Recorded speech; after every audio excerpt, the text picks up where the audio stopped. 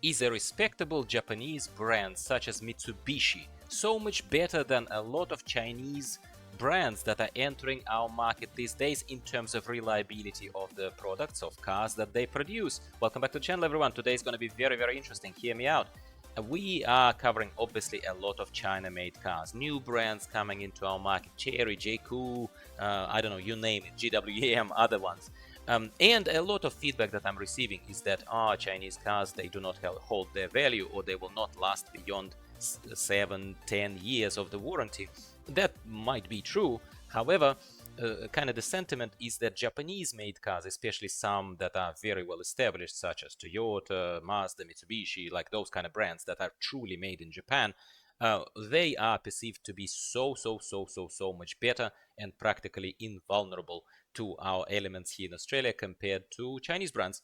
Well, this video is a healthy dose of a healthy perspective here, where a mechanic from a Russian automotive magazine, my favorite magazine, За Рулем, is going to very intimately show us what happened to a Mitsubishi Outlander 2014 model. It's a 10-year-old car. It was in harsh Russian weather conditions, but it shows to you same things as we show about the Chinese cars, what is left over from a Haval, for example. I was showing to you not long ago and it was all rusted and whatever.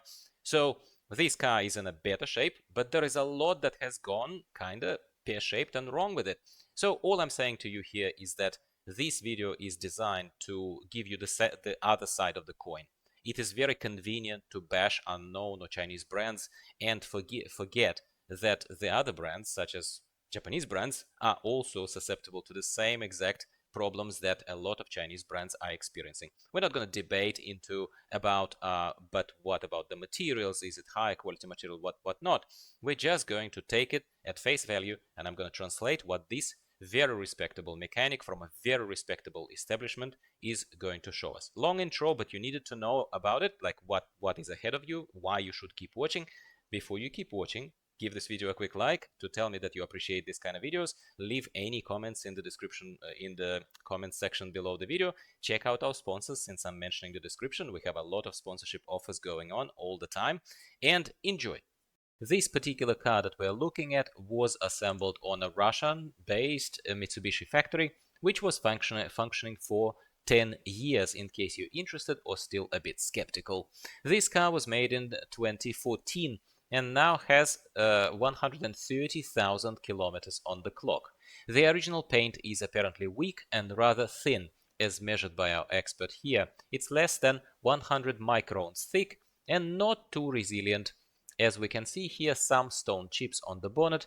Not much chrome anywhere. Here is actually great news, because chrome is known to either peel off or start bubbling up in a funny way under varied temperatures. Door arches show obvious imperfection here, put mildly, where the rubber seals apparently can scratch the surface of the thresholds through the paint and all the way to the metal, as we can see. Same as on the old Haval H5 that we've looked at and reviewed recently. First signs of rust show on the tailgate, also side doors and the edges of the bonnet. Apparently under the car we will also see some rusting in a minute.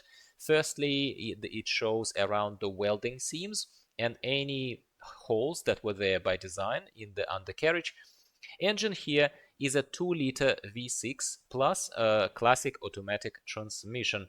The most popular on the market in that age range of the vehicles anyway. More than 60% of the cars are using this engine. It is known to be rather simple and reliable, officially claimed the longevity of this of over 300,000 kilometers. GRM here is chain-based, also known not to be causing any problems.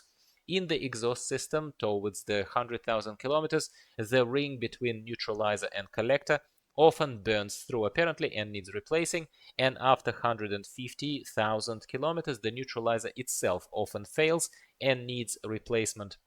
Interior finishes here are basic and rather cheap, as our reviewer here says. Lots of cheap plastic that is easy to scratch over time, as it's on the doors and frontal panels that get touched a lot.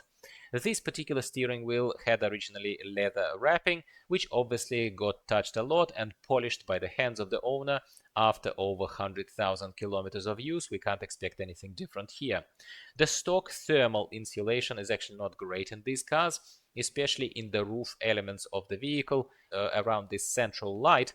Often signs of dampness. Seats have a common issue where the side support cushions give way, put nicely, quite obviously, and bends under pressure. 4 leather cracks and tears on the sides, as is shown to us, even though the owner tried to creatively patch it up. Even the seat cushion itself might come off completely like that, because whatever clips were there in place are obviously not strong enough. On electrically adjustable seats, it's also common to see this kind of free movement appearing over time, and it starts giving way easily after 7 to 10 years of use. Central electrics and electronics controlling module could start glitching up, if not failing too, by this time, which might show itself as your wind wipers would randomly turn on when it's dry and sunny, and your headlights could simply refuse to be turned off. This part is not easily repairable, as it's way too complex and would need to be replaced fully by a newer, recommended to be post 2016 model that apparently is more reliable. Some other issues are potentially with instruments panel showing glitchy gauges and lights that could be actually sometimes explained simply by the wiring under the front seat. As you can see, it's quite exposed, and any moisture getting into it can lead to unpredictable results. It's not particularly well insulated here. Weak spot of this classic Variator used here is that is the oil pump, or more specifically its reduction valve, which we can't see from this angle, but we have to trust our expert here, who says that it's very sensitive to dirty oil, and after about 120 to 150,000 kilometers might likely fail, changing the pressure inside Variator, leading to further problems, which is why the oil in these vehicles, not vehicles, but Variator specifically, need to be changed at least every 50,000 kilometers. Front-wheel drive Outlander models are actually not very popular, with only about 1/4 of all available vehicles being two-wheel drive effectively. Most of them are 4x4 part-time, managed by this transfer case, which actually, in spite of it being quite rusty, is rather reliable and fails quite rarely. Problems with the main driving shaft are actually not in those X-shaped junctions, but in this hanging bearing, which is protected on the outside by this little steel screen. This element can fail at about 120,000 kilometers. Suspension is rather simple, which is great news usually, obviously McPherson struts based. The whole amortization system usually lasts beyond 100,000 kilometers, which is good, but the ball bearings of the frontal suspension arm can fail after 100,000 kilometers and could be replaced with a variety of aftermarket parts. Apparently there are plenty, or at least on their market they have a lot.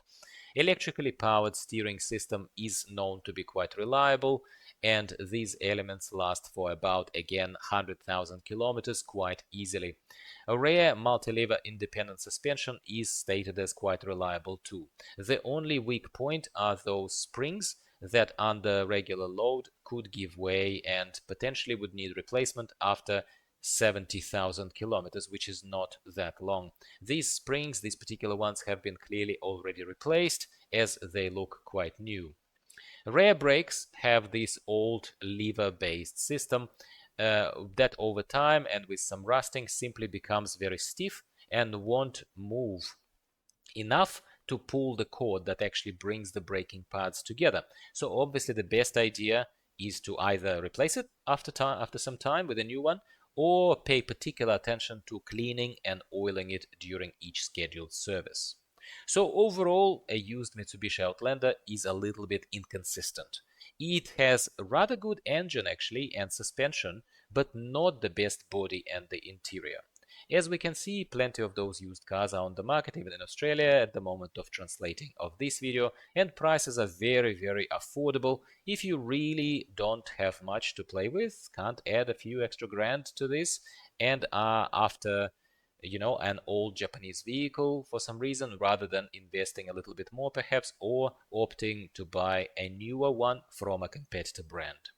And that's it, my friends. I'm once again very grateful to За Рулем channel and my favorite, once again, automotive magazine of my childhood. The original video link is in the description of this video, even though it's in Russian.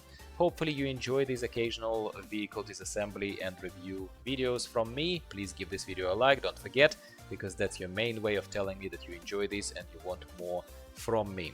Before you go, have you given the video a like? If you haven't, please consider doing so and subscribe for more. New videos are coming every week. Goodbye for now.